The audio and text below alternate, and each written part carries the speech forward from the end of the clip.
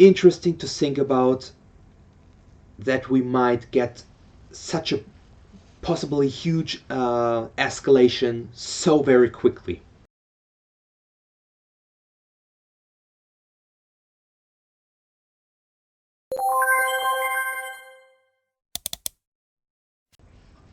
Hello and welcome for the review of One Piece chapter 1073. So it's been quite some time since I've done a dedicated review for One Piece, maybe a month, maybe two.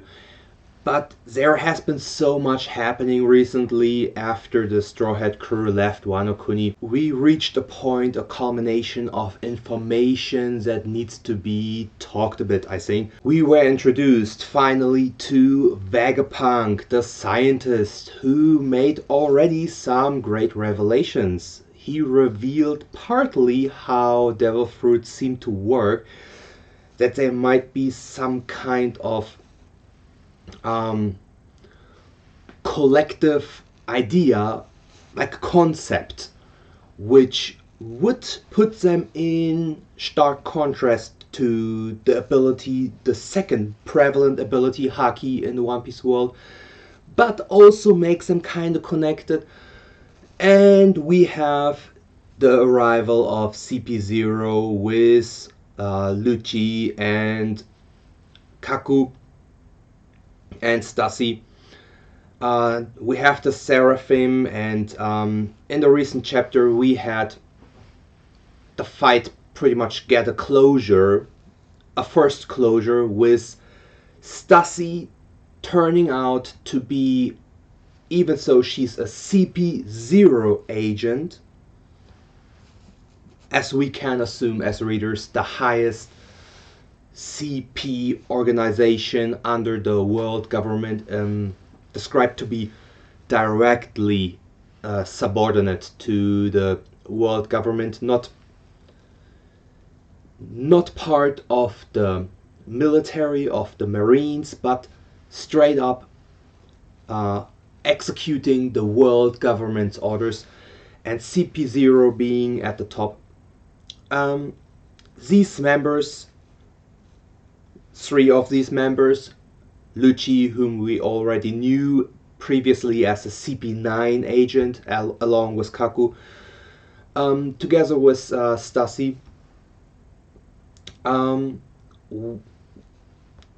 were pretty much taken out of commission. Kaku and Lucci by Stassi. So with that we have, like I said, it seems like a closure. The threat has been eliminated. Both the up to that point antagonistic characters, Lucci and Kaku, who also took control of the Seraphim, and thus the control of the Seraphim having shifted back to Vegapunk and the Straw Hats. So we reached a first very quickly we reached a first intermediate for this little arc, a first short stop. And interesting here, and that is something that I believe has been pointed out a lot by many fans on many social network services, in many comment sections by many YouTubers, that the pace for the manga has accelerated tremendously. And some people might have been worried that it's getting too fast. But I think the majority of readers seem to really enjoy the pace picking up. And it seemed at some point as if Oda made an unnecessary, introduced an unnecessary amount of characters by giving Vegapunk these 6 satellite bodies, by introducing Bonnie along. But but I feel it's still very tame. The amount of characters introduced in this arc is still very tame compared to previous arcs, and almost all of the characters introduced so far in this arc, exception Vegapunk, are all characters that were introduced prior. So we, the readers, already knew Rob Lucci. He was the primary antagonist, Luffy's personal matchup for the Water 7 slash Enies Lobby arc. Kaku was Zoro's match. So both of these characters already very well established. Stacy already was established in the Whole Cake Island arc. Bonnie also already was partly established, not really highlighted in terms of what's her personality. I think there's still some information for us readers to get, especially the connection, her connection with her father Kuma. Also a story that needs to be elaborated and will be elaborated more. But all of these characters had long previously been introduced, and even had some minor follow-up in their presentations through mini stories, through the cover stories and the chapters and the chapter covers.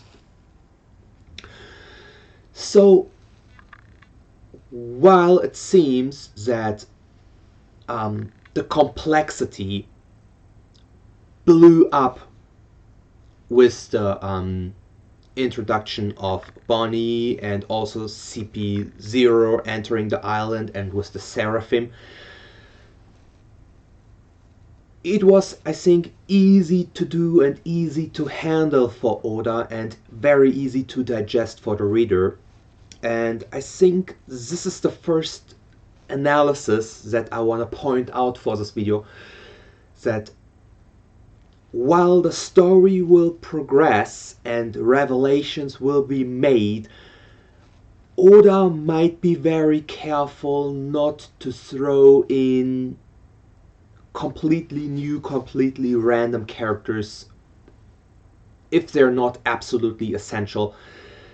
And yes, while the story will progress, I think it's much easier to progress the story from this point on, because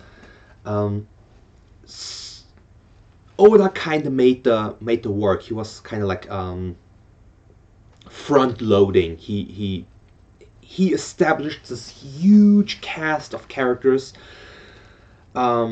with all of the warlords, with the emperors, the world government, the marines, the revolutionary army. So in all of these parties, in all of these fronts, we pretty much know of the most important characters. There's no other big pirate crew.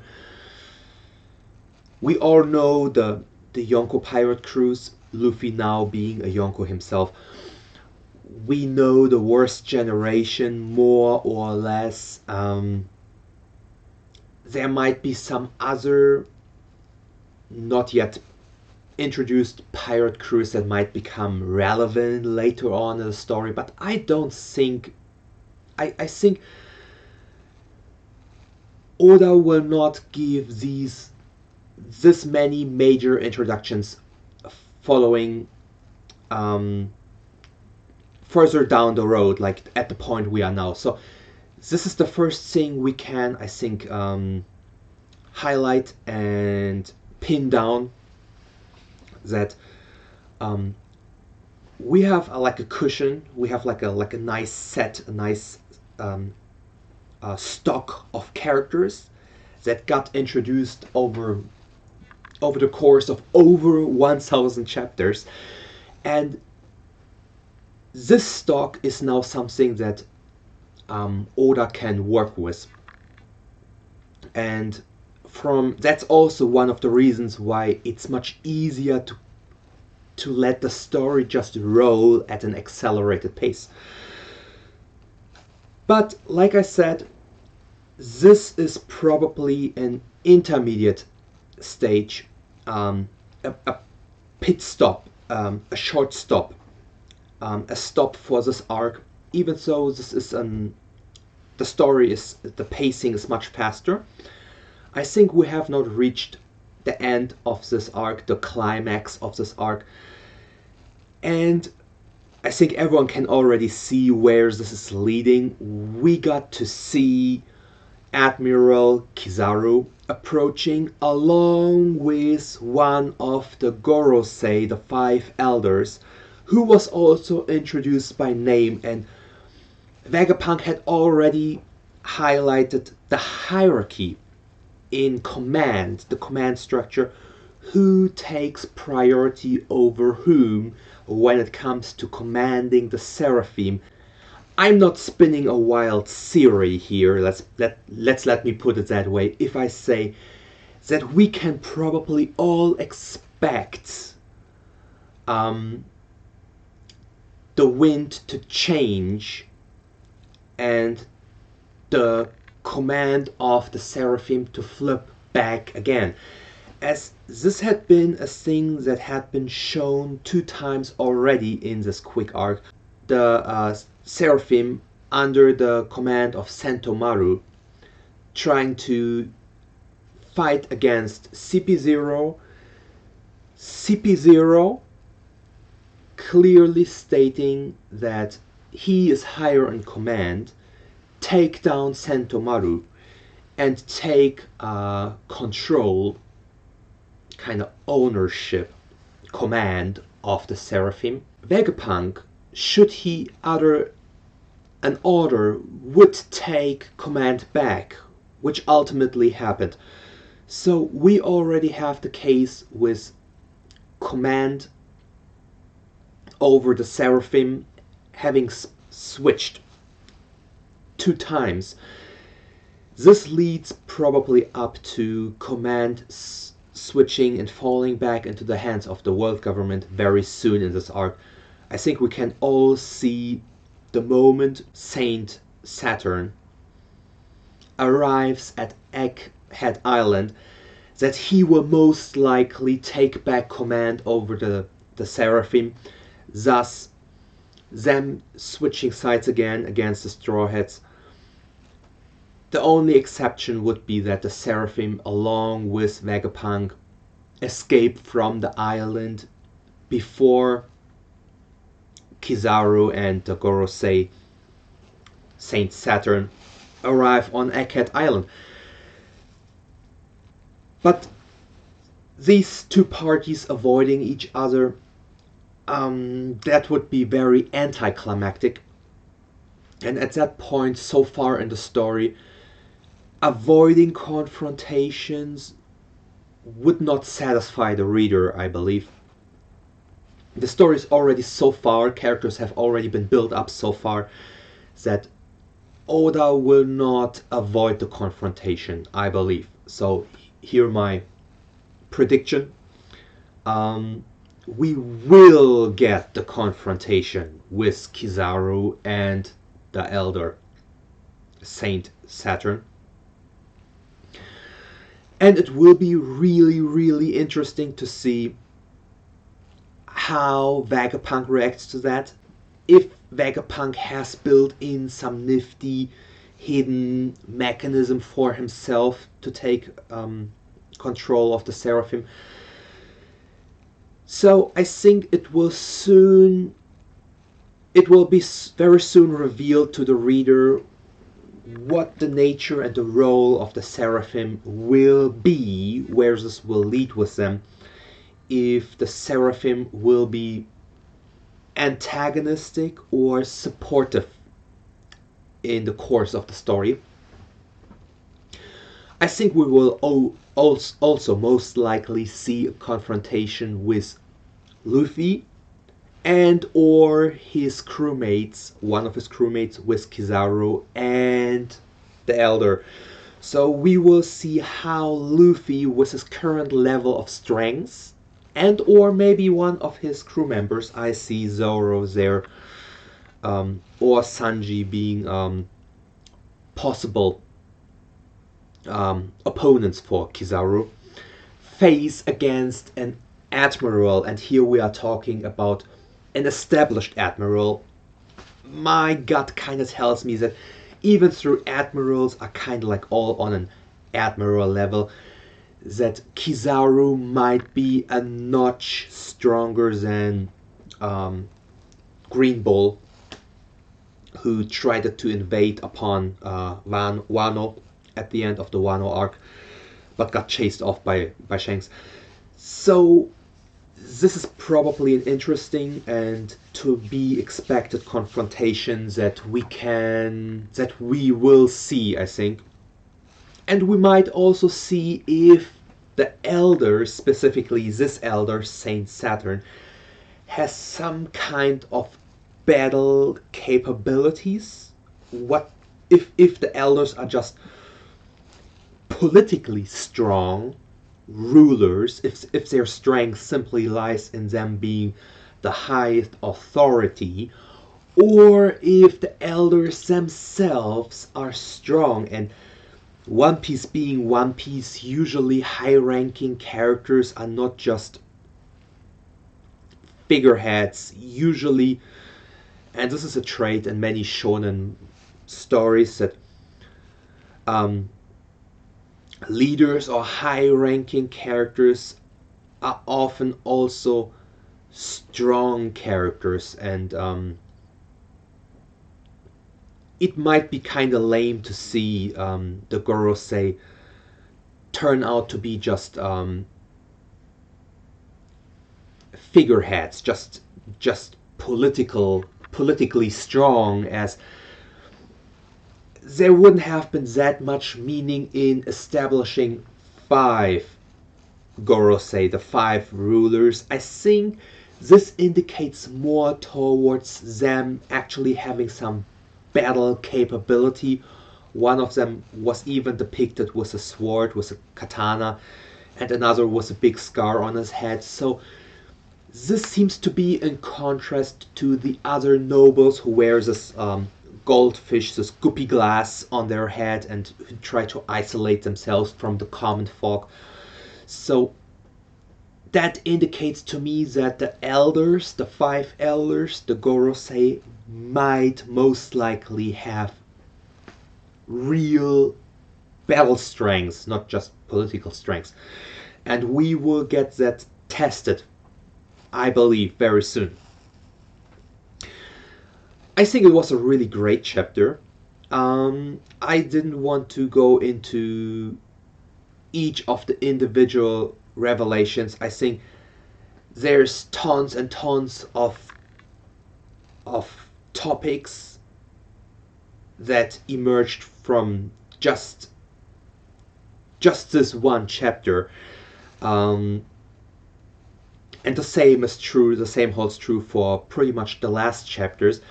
I think these were chapters that were dense in revelations and dense in development, story progression.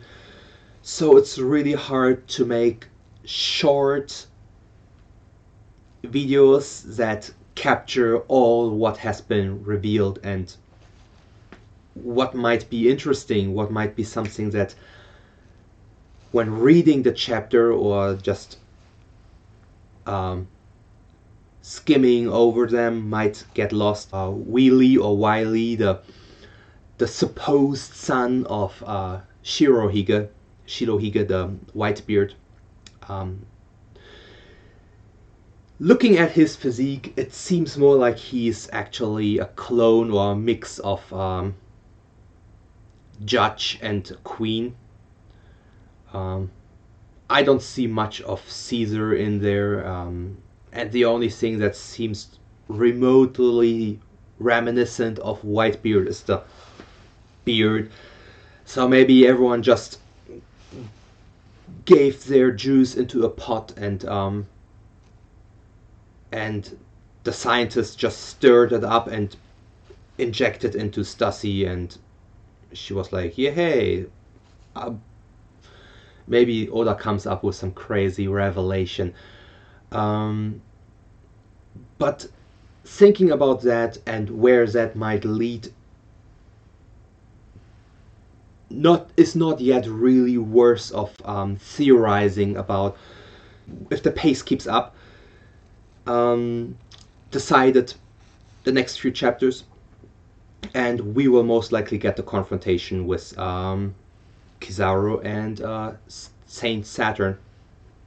But beyond predicting what will happen the next 2-3 chapters, where the story is gonna go for the intermediate future for this arc as a general, I think it is extremely suspicious that Oda build up multiple stories, multiple plots parallel on different locations with different characters that are actually kinda in the same vicinity, in the same local area. So we have the story resolving around the Revolutionary Army getting ready for battle, for the revolution, for finally engaging with the world government, and Kuma having gone off to crash into the Red Line and for whatever reason storming onto the Holy Land. We see the conflict between Blackbeard and Law, and seemingly Garp having set out to capture Kobe. We assume also Aokiji is together with Blackbeard and putting on Blackbeard's ship. We have the situation with the marine base being very close. We have now Kizaru and Saint Saturn approaching. We have so many story threads and so many events that are actually very close to each other. These are different locations. They were given their own little island, like real in the story a real island, but also metaphorically they're a little island. They're like a little pocket story, but still geographically close enough to quickly merge together. So I see after a climax between Vegapunk and the Straw Hats with Kizaru and Saint Saturn, that there will be a very quickly that this will lead into a further escalation and a merging of the three settings, the three locations, the three conflicts, between the conflict on Egghead Island, the conflict between Law and Blackbeard, and the situation with the revolutionary armies. So, which is interesting to think about, that we might get such a possibly huge escalation so very quickly.